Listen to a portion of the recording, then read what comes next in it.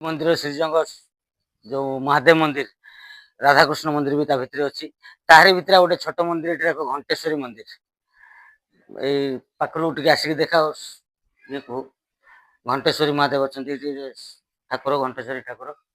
ତାପରେ ଏପଟେ ଚାଲ କ୍ୟାମେରାମ୍ୟାନ୍ ଏପଟେ ଚାଲ ଛୋଟ ଛୋଟ ଜିନିଷ ଗୁଡା ବଢିଆ କଳାକୃତି କରାହେଇଛି।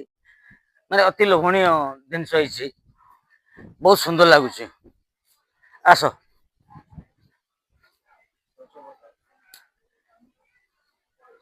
ଇଏ ଶ୍ରୀକୃଷ୍ଣ ଯୋଉ କଂସକୁ ଇଏ କରିଥିଲେ ସେ ସମୟରେ ତାଙ୍କର ଗୋଟେ କଳାକୃତି ଏଠି ହେଇଛି। ଏଠି ଯୋଉ କାରାଗାରରେ ଥିଲେ ବାସୁଦେବ ଆଉ ଦେବକୀ କାରାଗାରରେ ଥିଲେ, ସେଟା ଗୋଟେ ଦୃଶ୍ୟ।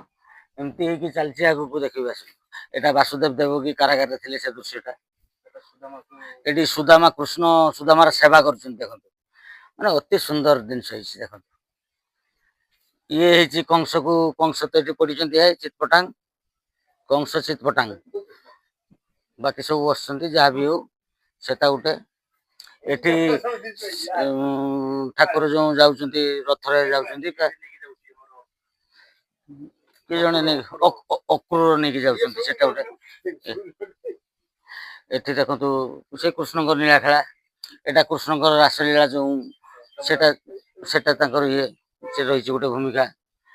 ଏଠି ସବୁ ସେଇ କୃଷ୍ଣଙ୍କର ଆଉ ଗୋଟେ ବେଶ ଦେଖନ୍ତୁ, ଏଟା ଗୋଟେ। ଏଟା ରହିଲା ଗୋଟେ ଗନ୍ଧମାର୍ଦ୍ଦନ ପର୍ବତ ଯୋଉ ଉଠେଇଥିଲେ ଶ୍ରୀକୃଷ୍ଣ, ସେଟା ଗୋଟେ କରାଯାଇଛି।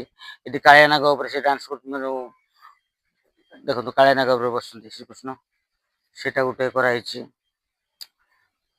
ଏଠି ବି ଗୋଟେ କରାହେଇଛି ଦେଖନ୍ତୁ, ସେ କୃଷ୍ଣଙ୍କର ବିଭିନ୍ନ ଅବତାର ଏଠି ଦେଖନ୍ତୁ। ଏ ସାପ ମୁହଁରେ କଣ ବଞ୍ଚେଇଥିଲେ, କଣ କୃଷ୍ଣ ତାଙ୍କୁ ଯୋଉ ବରାହ ଅବତାର ନା କଣ କରୁଛନ୍ତି, ଗୋଟେ ବରାହ ଅବତାର ବୋଧହୁଏ ଏଟା ଗୋଟେ। ଏଟା ବକାସୁର ବଧ ଶ୍ରୀକୃଷ୍ଣଙ୍କର।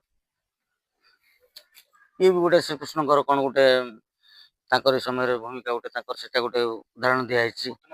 ଏଠି ପୁତନା ଯୋଉ ରାକ୍ଷସୀ ପୁତନାକୁ ଯୋଉ ବଧ କରିଥିଲେ ଯୋଉ, ସେଟା ଗୋଟେ କରାହେଇଛି।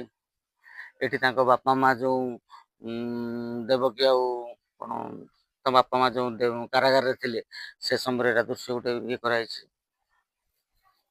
ଏଠି ଯେତେବେଳେ କୃଷ୍ଣ ଜନ୍ମ ନେଲେ, ସେ ସମୟରେ ଦୃଶ୍ୟ ଜନ୍ମ ନେଲେ, କାରାଗାରରେ ଜନ୍ମ ନେଲେ। ହଁ, ଯମୁନା ନଦୀ ପାର କୃଷ୍ଣ ଯୋଉ ଯାଉଥିଲେ। ଏଠି ନାରାୟଣଙ୍କର ଗୋଟେ ଅବତାର, ସେଇ କୃଷ୍ଣଙ୍କର ନାରାୟଣଙ୍କର ଗୋଟେ ଅବତାର ଏଟା। ଏଠି ଗୋଟେ ମନ୍ଦିର ହେଇଛି ଦେଖନ୍ତୁ, ରାଧାକୃଷ୍ଣ ମନ୍ଦିର। ସେ ମନ୍ଦିର ଗୋଟେ ଯିବା ନା, ଏଇଗୁଡା ସରୁ ଆଉ ଗୋଟେ